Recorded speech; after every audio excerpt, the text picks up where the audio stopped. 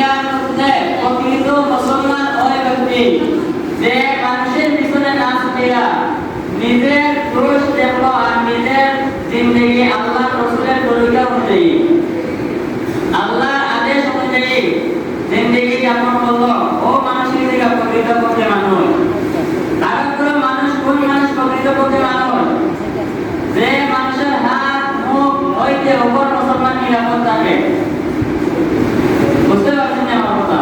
যে মানুষের হাত এবং মুখ হইতে ওপর মুসলমান নিরাপদ থাকে ও মানুষের দিকে প্রকৃত পক্ষে মানুষ।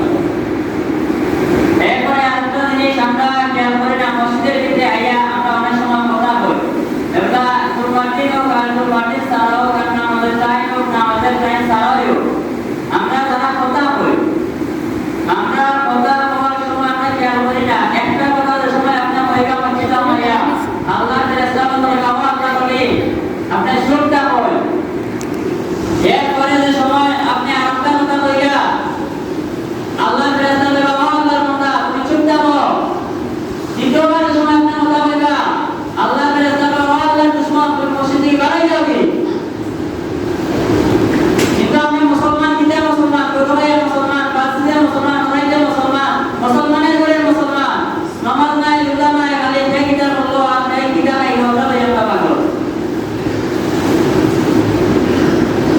দুনিয়া জাগানে কি লাগানে নেই হে এই বারাত কো তামাশা নেই।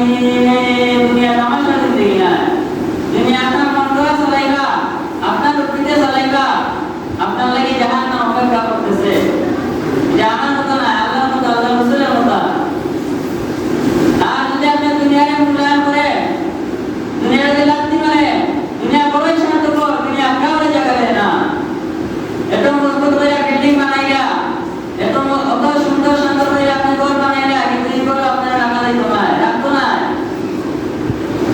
আপনি যে সময় মারা গেলেন আপনি মারা যাওয়ার পরে আপনি লাশ নিয়ে গেলেন আপনার ছেলে সন্তান বলবে ওনাকে তাড়াতাড়ি বের করো ওনাকে ঘরের মধ্যে রাখা যাবে না উনি লাশ হয়ে গেছে। আপনি মারা যাওয়ার 1 ঘন্টা অথবা 1.5 ঘন্টা 2 ঘন্টা পরে আপনার ঘর থেকে বের করে দেওয়া হবে।